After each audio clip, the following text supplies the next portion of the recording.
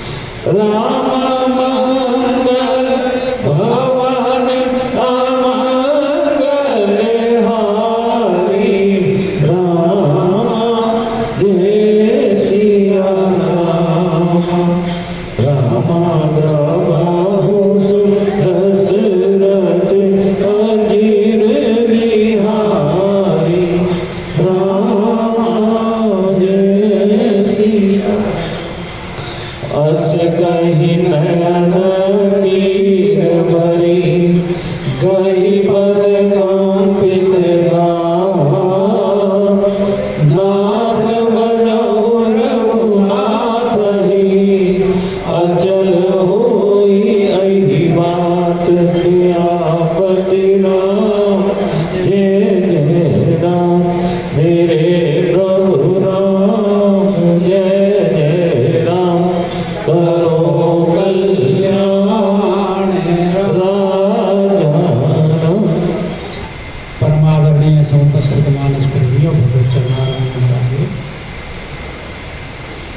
लंका कांड में सुन रहे हैं कि मंदोदरी को समाचार मिला, समुद्र के ऊपर पुल बन गया, राम जी की सेना भी इस पार आ गई। अब संकट उपस्थित हो गया परिवार के ऊपर। अब परिवार की चिंता सबसे ज्यादा स्त्रियां करती।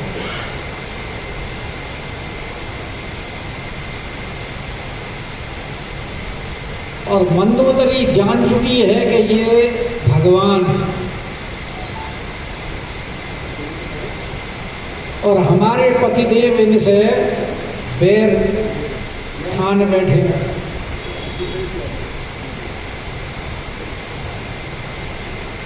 तो ये तो हमारे सुहाग के ऊपर भी संकट है, पुत्रों के ऊपर भी संकट है। ऐसी विकट परिस्थिति में इनको समझाना परम आवश्यक। इसलिए जैसे ही दशानंद जी महल में आए,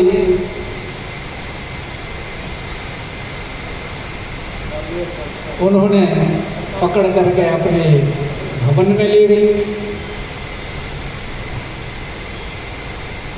चरणों में प्रणाम किया, सिर रख कर आंचल पसार करके विनती करने लगी कि हे प्रियतम, क्रोध त्याग करके मेरी बात सुनी।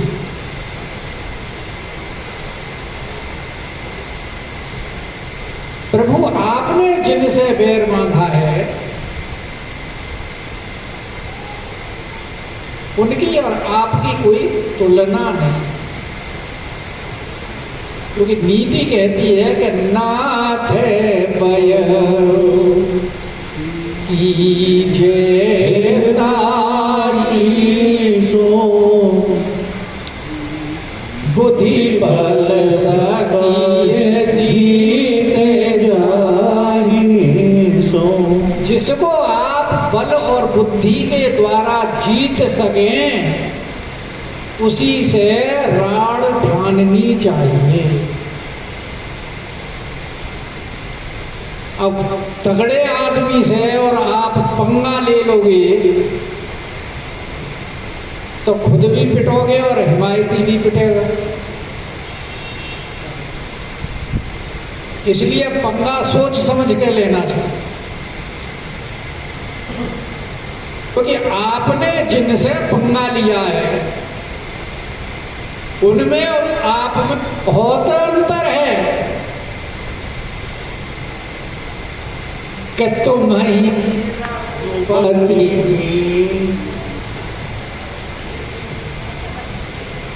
तुम ही रघुपति अंतर के साथ। वो जानकी जी ने जो राम जी के साथ रावण की तुलना जिस प्रकार की थी वो मंदोदरी को स्मरण है।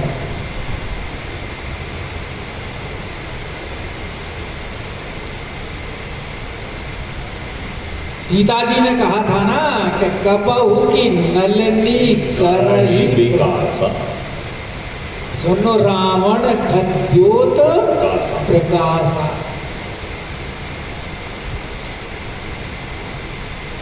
उस समय खद्योत के साथ में रावण का की तुलना की और राम जी के साथ में सूर्य की। यहां भी वही ये कह रही हैं कि जो उन्होंने तुलना की निश्चय ही वैसा ही है। खलु, खलु का मतलब वास्तव में सत्य ही ऐसा ही है। खद्योत दिन कर ही जैसे आप कौन हैं? आप तो जुगनू हैं और राघवेंद्र सरकार सूर्य हैं।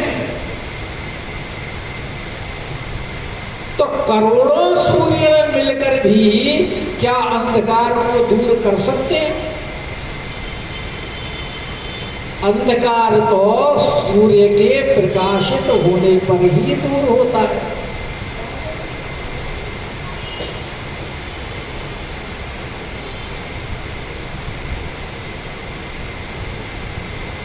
और उसके प्रमाण हैं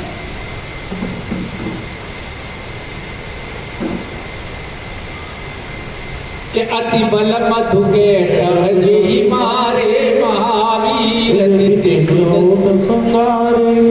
कि आप अपने समय के बलवान हैं, लेकिन आपसे पहले भी अपने समय के बहुत बड़े बड़े बलवान पैदा हो चुके हैं।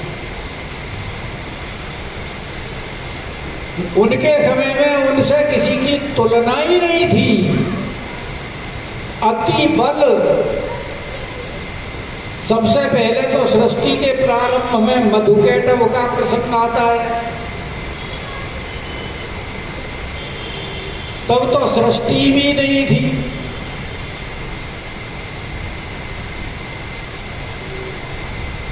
ब्रह्मा जी बैठे हुए थे, कमल नाल पर ध्यान कर रहे थे और पहुंच गए मधुकैटभ। अरे भाई, किसका भजन कर रहा है कौन? अब ब्रह्मा जी को डराने लगे, जल्दी बता। ब्रह्मा जी ने वो कमल नाल हिला दी।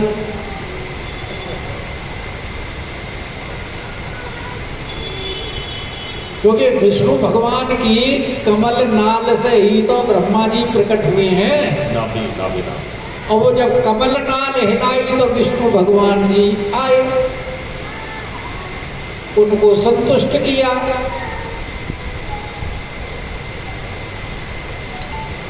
भगवान बोले कि हम तुमसे बड़े प्रसन्न हैं, मांगो क्या मांगते हो।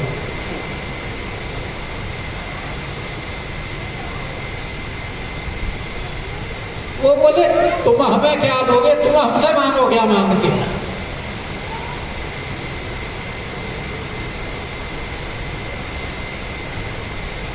और फिर बाद में उनकी मृत्यु हुई, अपनी जांघ पे रख के भगवान ने उनको मारा।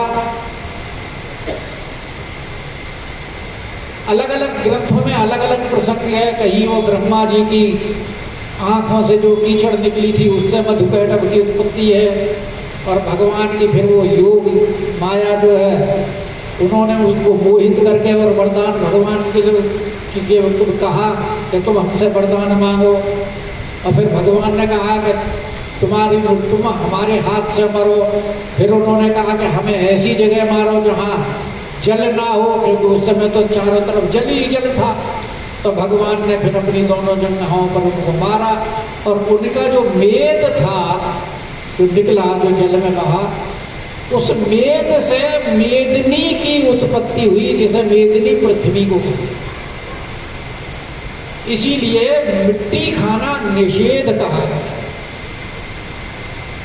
क्योंकि मधुकैटभ के मेद से मेदनी का निर्माण हुआ।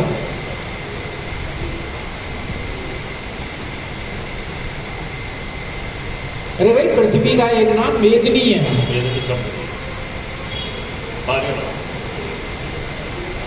पारिवाच्य नहीं है पृथ्वी का। पृथ्वी का पारिवाच्य है ना, पर्यायवाची। तो मत अति मधु के अति बल मधु के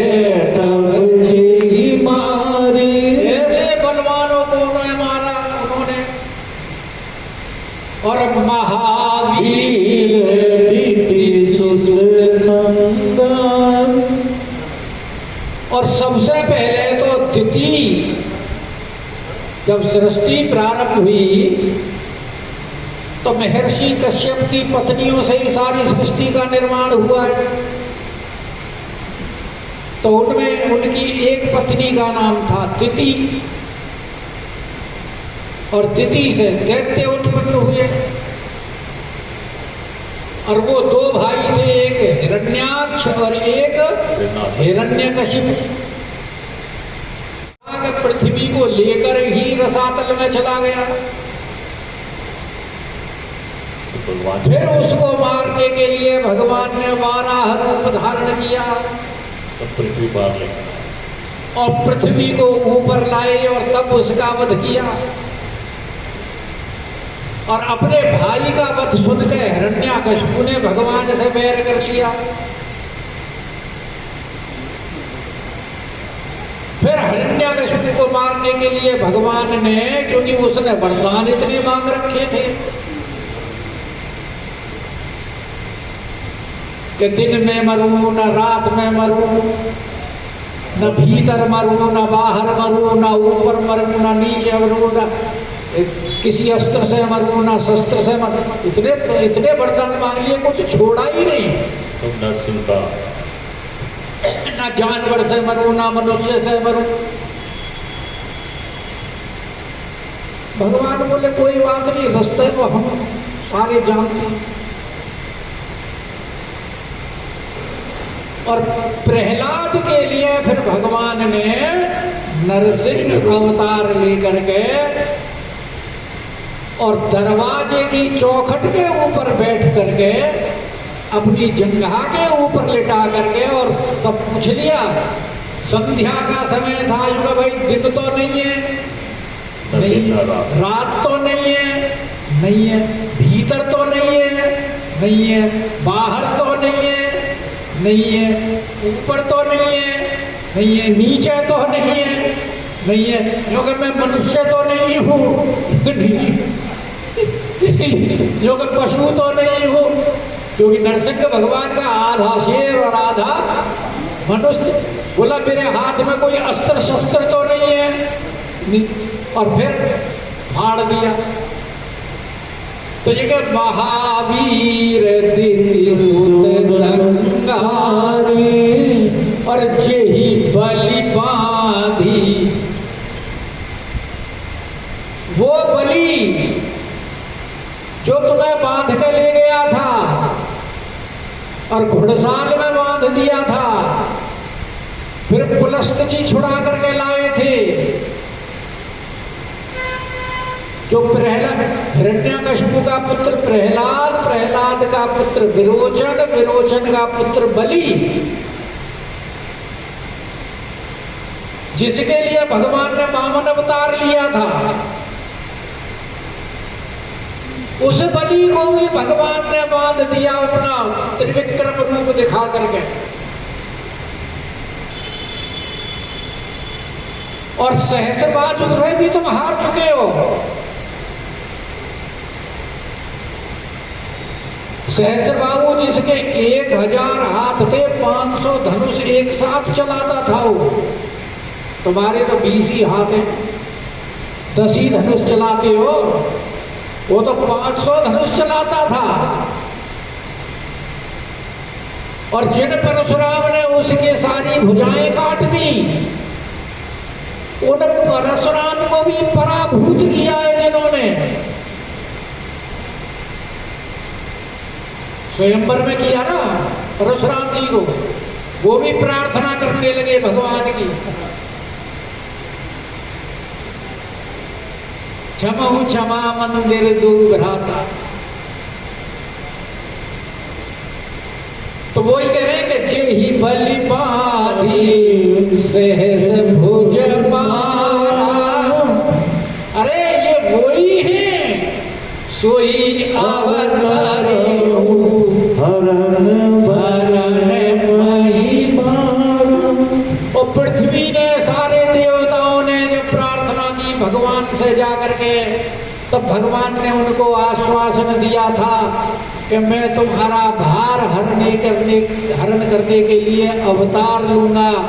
तो यूं ये वही हैं, उन्होंने ये अवतार लिया है पृथ्वी का भार दूर करने के लिए। इसलिए तासु विरोध कीजिए नाता। हे स्वामी,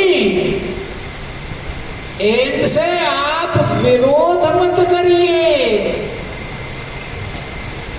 क्योंकि आपकी और उनकी कोई तुलना नहीं है।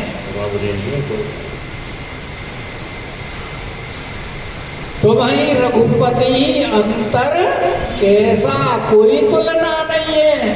क्यों कि काल कर्म जीव जाके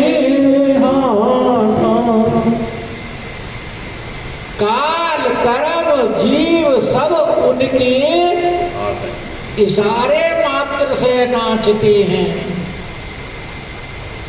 भुवनेश्वर कालहु कर काला ब्रह्मयनामय भगवान व्यापक अजित अनादि अनंत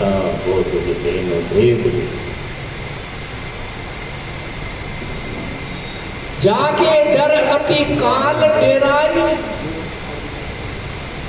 वो काल जो सुर असुर चराचर खाई। ऐसा काल समस्त जीवों को उनके कर्मों के हिसाब से जो कर्म है प्रधान विश्व रचि राखा, जो जस कराही तस फल चाखा। क्योंकि ये सब उनके ही हाथ में है। उनसे विरोध करने में आपका कोई कल्याण नहीं है। क्योंकि फिर क्या करना चाहिए? क्योंकि राम ही सो भी जानकी और नाई कमल बदमा। क्योंकि जानकी जी को राम के समर्पित कर दो, उनके चरणों में पड़ जाओ, शरण में चले जाओ। बोले हम तो जानकी का हरण करके लाए, हमारी बेइज्जती नहीं होगी क्या जो हम उनको वापस करें? क्योंकि नहीं, उनके देने में तो तुम्हारी भलाई भलाई है।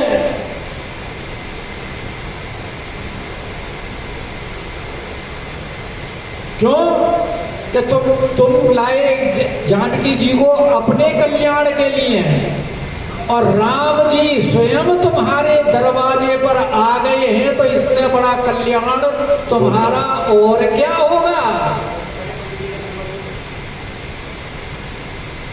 इसलिए जानकी जी को उनको समर्पित कर दीजिए। इस प्रकार जिस प्रकार पार्वती जी को हिमाचल ने समर्पित किया था और जानकी जी को जनक जी महाराज ने समर्पित किया था, इसी प्रकार आप भी उसी भाव से जानकी जी को राम जी को समर्पित कर दोगे तो भगवान आपके सारे अपराध क्षमा कर देंगे। शरण गए प्रभु कताहु न त्यागा। चाहे उसने कितने भी अपराध किए हो, भगवान किसी को त्यागते नहीं है। आप शरण हो जाओ। सुत कहूँ राज समर्पित और जाई भजहि। और ये राज जो है ये अपने पुत्र को मेघनाथ को दे दो और वन में जाके और जा करके भगवान का भजन करो। इसी में कल्याण है आपका। यहाँ मंदोदरी कह रही है पुत्र को सौंपने के लिए, लेकिन अन्य रामायणों में कहा है विभीषण को सौंपने के लिए, क्योंकि वहां उपदेश मंदोदरी ने दिया है तब जब मेघनाथ वध हो लिया है, तो इसलिए पुत्र तो रहा नहीं, इसलिए कहती है विभीषण को सौंप करके चले।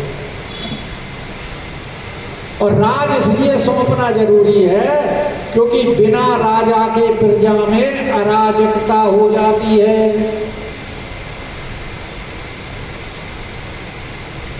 और जिस राजा के राज में प्रजा दुखारी हो सो नृप अवश्य नरक अधिकार, वो नरक का अधिकारी होता है।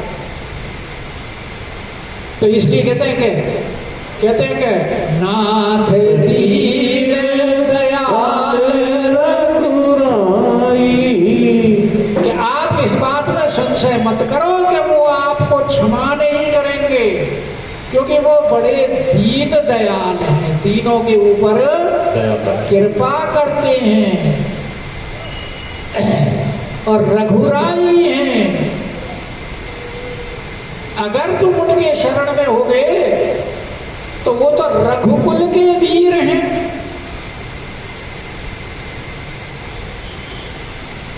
अरे जब जीव होकर के जो वीर बहादुर होते हैं, जैसे शेर, अगर कोई उसके सामने जाकर के और पड़ जाए तो वो भी सूंघ करके चला जाता है। जब बाघ अपने शरण पड़े हुए को यानी मुर्दा होकर के अगर बाघ के सामने, ऐसा कहते हैं कि अगर कोई बाघ के सामने और सांस रोक करके लेट जाए तो बाघ अपने शिकार को मार करके खाता है, मरे मराए को नहीं, सूंघ करके चला जाता। कि जब बाघ के सन्मुख जाने पर भी वो बाघ नहीं खाता तो वो तो रघुराई है, वो तुम्हें अवश्य क्षमा कर देंगे। और सबसे बड़ी बात यह है कि अब आपके लिए करने को रहेगा क्या गया है तो आप और जीना चाहते हो, कि चाहिए करण सो सब करीबी दे। अरे भाई, हमारे यहाँ 100 वर्ष की आयु को 4 भागों में बांटा गया है। ब्रह्मचर्य, गृहस्थ, वानप्रस्थ और संन्यास। पहले 25 वर्ष में विद्यार्जन की जाती है, फिर बाद के 25 वर्ष में धन अर्जन किया जाता है, और फिर बाद के 25 वर्ष में धर्म अर्जन किया जाता है, और फिर चौथे वन में तो फिर वन में जाकर के और प्रभु का भजन किया जाता।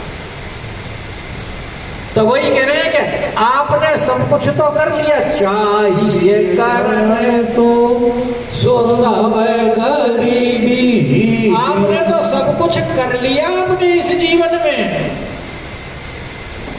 कि तुम्हें सूर्य चराचर जीते। भाई समस्त देवताओं को आपने जीत लिया,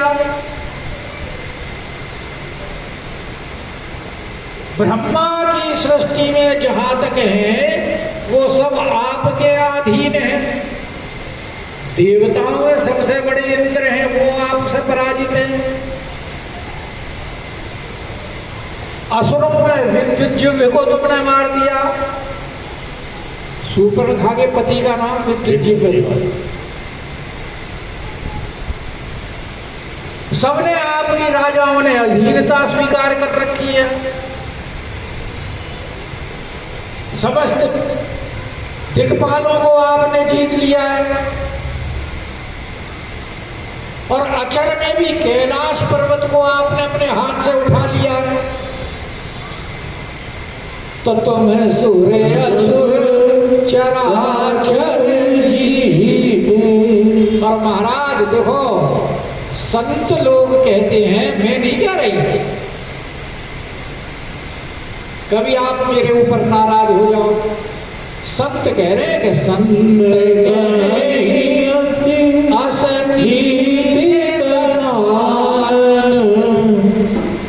आप तो 10 मुख वाले हो, 10 सिर वाले हो, 10 बुद्धि हैं, 4 वेद 6 शास्त्र के ज्ञाता हो। जो भगवान का भजन करते हैं, जिन्होंने भगवान को जान लिया है, वो ये बात कहते हैं कि चौथेपन में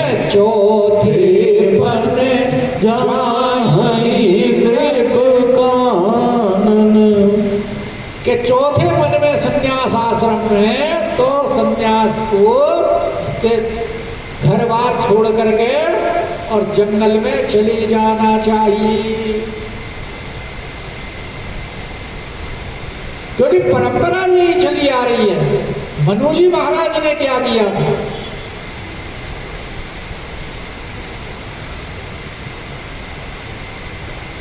कि हो ही न विषय विराग,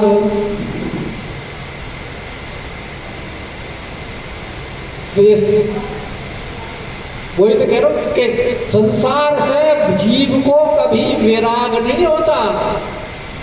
हो ही न विषय विराग, भवन भयो बसत भात चौथपन, दंपति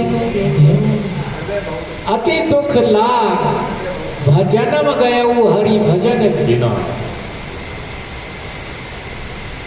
तो इसीलिए उन्होंने बरबस राज सुत इंद्रपति और शत्रुपा जी के साथ वन में चले गए। ये परंपरा रही है। प्रताप भानु के भी प्रसंग में ऐसे ही है। उनके पिताजी प्रताप भानु को राज देकर के चले गए थे वन में, और पहले सब ऐसे ही राजा महाराजा करते आए हैं कि चौथेपन जाई द्रपकानन। रावण नहीं जाएगा, रावण नहीं जाएगा। तासु भजन कीजिए। अब उनका भजन करिए। भजन का मतलब उनकी शरण में चले जाइए। तो आप वन में मत जाओ, यहाँ राम जी की शरण में तो चले जाओ, क्योंकि समस्त सृष्टि का संचालन इन्हीं के द्वारा होता है। ये ब्रह्मा विष्णु महेश भी सब इन्हीं के अंतर में अंतर्गत हैं। अधीन कि जो करता पालक संग करता, जो ब्रह्मा जी सृष्टि की रचना करते हैं, जो विष्णु जी पालन करते हैं, जो रुद्र जी संहार करते हैं, ये तीनों भी इन्हीं के अधीन हैं। वो तीनों तो एक एक काम करते हैं, ये तीनों ही काम करते हैं।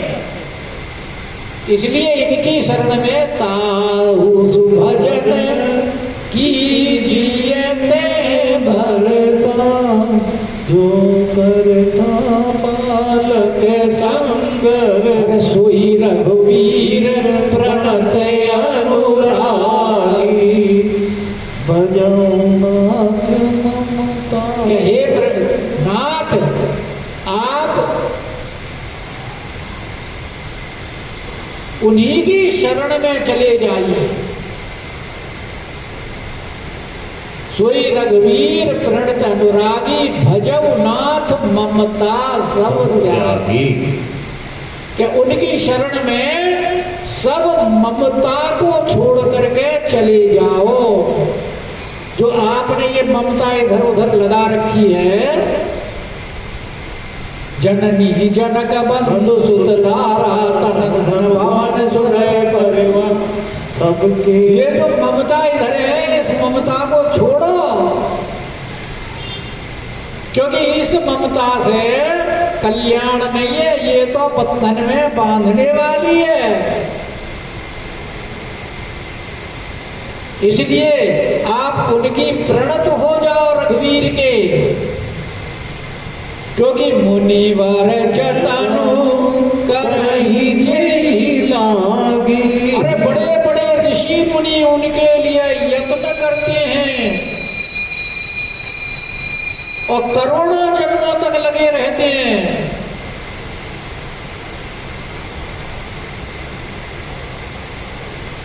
करोड़ों जन्म मुनि यत्न करते रहते हैं, लेकिन होता क्या है? कोटि जन्म मुनि जतन कराई, अंत रावण कहुआवत नाही। उनके तो अंत समय पर कहते हैं ना, अंत मति सो गति। अगर अंत समय में भगवान का नाम आ जाए बुद्धि में, तो आपके सारे पाप नष्ट हो जाते। लेकिन आना इतना सहज नहीं है, करोड़ों जन्म मुनि जतन करते हैं फिर भी नहीं आता, और तुम्हारे तो दरवाजे पर आकर के राम खड़े हुए। इससे सुंदर अवसर और कौन सा आएगा कि मुनिवर जतन करहि जेहि लागी, और भूप राज तजि होहि वीरा। बड़े बड़े राजा राज को छोड़ करके और वैरागी हो जाते हैं उनकी प्राप्ति के लिए, कि सोई को सदा धीस रघुराया। वो कौशलपति रघुवीर आयहु करण तोहि बरदाया। रावण बोले दया करके नहीं आए, मेरा राज लेने आए हैं, क्योंकि तुम्हारे राज की चिंता नहीं है उन्हें। वो तो स्वयं कौशलपति है, अयोध्यापति है, तेरे राज की उन्हें कोई चिंता नहीं है। वो तो तेरे ऊपर दया करने के लिए आए कि तू अब भी संभल जा, शरण में आ जा। इसलिए मंदोदरी कह रही है कि जो भी माना हूं, तो वैसे तुम मानते तो हो नहीं, मेरी चीख मान लो तुम, है? लेकिन अगर आप मेरी बात मान जाए, जो पिए मान मोर सिखावन, अगर तुम मेरी बात मान करके जानकी जी को दे दो और उनकी शरण में चले जाओ, तो सुजस होई तो आपका तीनों लोगों में यश फैल जाएगा, पवित्र हो जाओगे। जैसे प्रहलाद जी हो गए, ध्रुव जी हो गए, बलि हो गए, ऐसे आपका भी त्रिभुवन में यश हो जाएगा। और कहते कहते नेत्रों में अश्रु भर आए मंदोदरी जी में, शरीर कांपने लगा। अस करी नयन लीर भरी, गई मन कंपित और नाथ भजऊ रघुनाथ, अचल होई अहिवा, सियापति राम जय जय राम।